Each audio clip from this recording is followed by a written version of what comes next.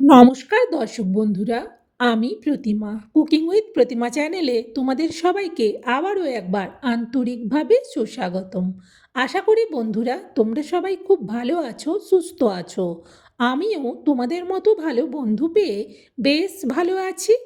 আজকের রেসিপিটা শুরু করার আগে যে সমস্ত বন্ধুরা আজকে প্রথম আমার এই ছোট্ট চ্যানেলে এসে আমার এই রেসিপিটা দেখছো, তোমরা আমার আরও রেসিপি দেখতে চাইলে চ্যানেলটাকে সাপোর্ট করে আমার বন্ধু হয়ে আমার পাশে থেকো। আমার জানা রেসিপিগুলো তোমাদেরও ভালো লাগবে, আর রেসিপিগুলো দেখে খুব সহজেই কিন্তু বাড়িতে তৈরি করে নিতে পারবে। চলো তাহলে এবার রেসিপিটা শুরু করি। দেখো, আমি এখানে 500 গ্রাম ওজনের গাঁটি কচু নিয়েছি। আজকের রেসিপিটা এই গাঁটি কচু আর নরম মূলো শাক দিয়ে তৈরি করব। এইটা এইভাবে রান্না করলে খেতে কিন্তু ভীষণ ভালো লাগে, আর বানানো একেবারেই সোজা। এই 500 গাঁটি কচুর সাথে নিয়ে নিয়েছি আমি টাটকা মূলো শাক। এই মূলো শাকটা কিন্তু আমাদের নিজেদের বাগানের। দেখো কতটা সুন্দর, একেবারে টাটকা বাগান থেকে তোলা শাক। এই শাক দিয়ে গাঁটি কচুটা আমি কিভাবে রান্না করব সেটা কিন্তু তোমরা স্কিপ্ট না করে পুরো রেসিপিটা দেখো, তাহলে তোমরাও বাড়িতে খুব সহজেই বানিয়ে নিতে পারবে এই দুর্দান্ত স্বাদের রেসিপিটা। তার জন্যে সবের প্রথম এই কচু আর শাকটা আমি কেটে নেব। কেটে ভালো করে 2-4 বার জল পাল্টে ধুয়ে নেব। ততক্ষণ কিন্তু তোমরা দেখতে থাকো, আমি যাব আর ফিরে আসবো কেটে ধুয়ে নিয়ে। দেখো, শাকটাকে কেটে ঝুড়ির মধ্যে রেখেছি। আর শাকটাকে কিন্তু খুব বেশি ছোট করে কাটিনি, আবার বড় করেও কাটিনি, মিডিয়াম সাইজের ঠিক যেভাবে কাটে সেইভাবে কেটেছি।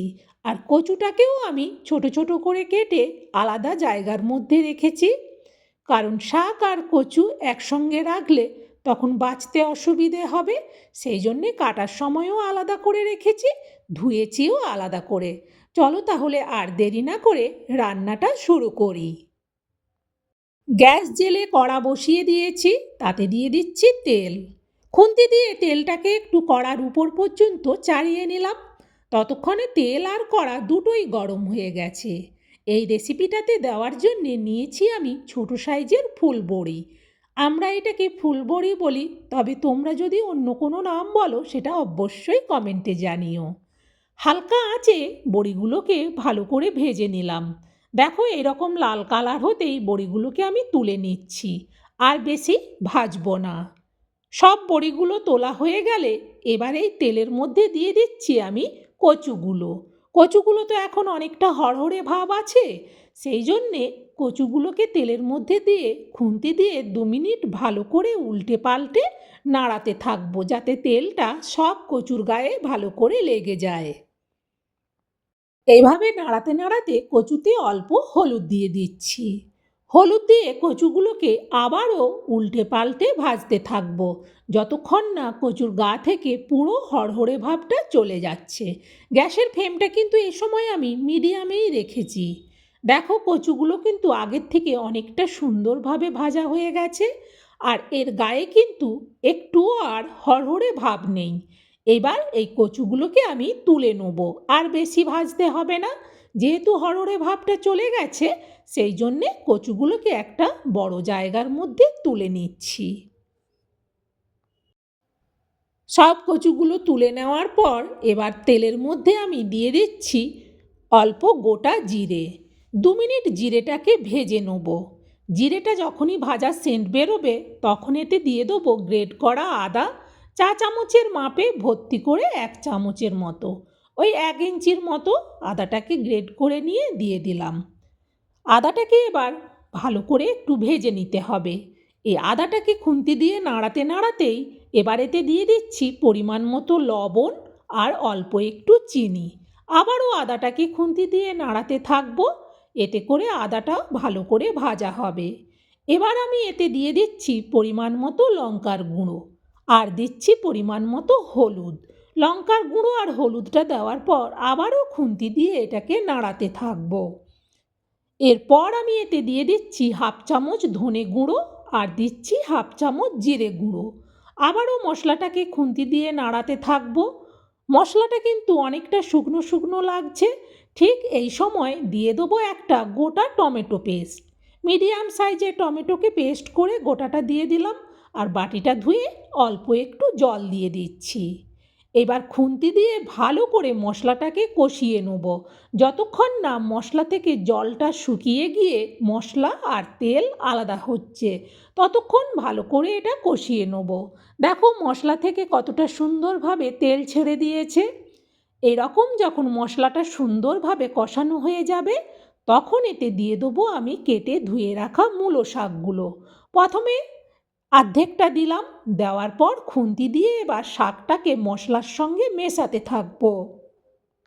মশলার সঙ্গে ভালো করে শাকটা মিশিয়ে নেওয়ার পর ঝুড়িতে যে বাকি শাকটা আছে সেটা পুরোটাই দিয়ে দিলাম একেবারে। সব শাকটা দেওয়ার পর খুন্তি দিয়ে এবার ভালো করে মশলার সঙ্গে শাকটাকে মেশাতে থাকবো। আর শাকটা দেখো নরম বলে কতটা কমে গেছে, কমে গিয়ে শাক থেকে অনেকটাই জল বেরিয়েছে। সেই জন্যে গ্যাসের ফ্লেমটাকে কিন্তু এখন আমি একেবারে বাড়িয়ে দিয়েছি, যাতে তাড়াতাড়ি এই শাকের জলটা শুকিয়ে যায়। ভালো করে দেখো শাকটাকে মশলার সঙ্গে মেশানো হয়ে গেছে। এবার এতে দিয়ে দিচ্ছি ভেজে তুলে রাখা কচুগুলো, কারণ এই শাকটার জলটা শুকোতে শুকোতে কচুটাও তাহলে এই মশলা আর শাকের সাথে কষিয়ে নেব। এই শাকের যে জল বেরিয়েছে তাতেও কিন্তু কচু অনেকটাই সেদ্ধ হয়ে যাবে। আর এটা ততক্ষণ আমি কষাবো যতক্ষণ না এই শাক থেকে যে জলটা বেরিয়েছে সেই জলটা শুকিয়ে গিয়ে আবারও তেল ছেড়ে বেরোচ্ছে, ততক্ষণ এটাকে কষাতে থাকবো। তাই গ্যাসের ফ্লেমটা কিন্তু বাড়ানোই থাকবে। দেখো আগের থেকে কিন্তু শাকের জলটা একেবারে শুকিয়ে গেছে, রেসিপিতে আর কোনো জল নেই। এবার আরেকটুক্ষণ কষিয়ে নেব, তাহলে আবারও সেই আগের মতো তেল ছেড়ে বেরিয়ে আসবে। বেশ ভালো করে কিন্তু আমি শাক আর এই কচুটাকে কষিয়ে নিলাম। এবার দিয়ে দিচ্ছি পরিমাণ মতো জল।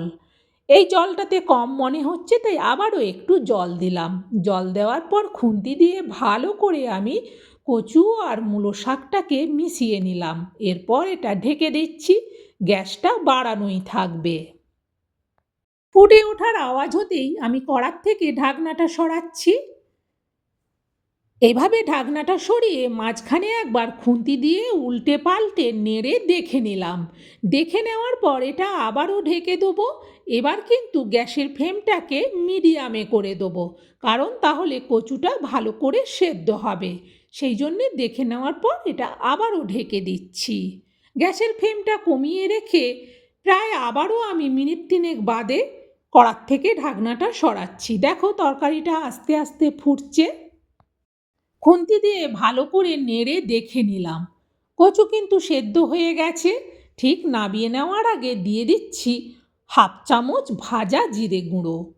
এই জিরে গুঁড়োটা দেওয়ার পর ভালো করে তরকারিটার মধ্যে মিশিয়ে নিলাম। আর দেখো কতটা সুন্দর তরকারিটা মাখো মাখো হয়েছে।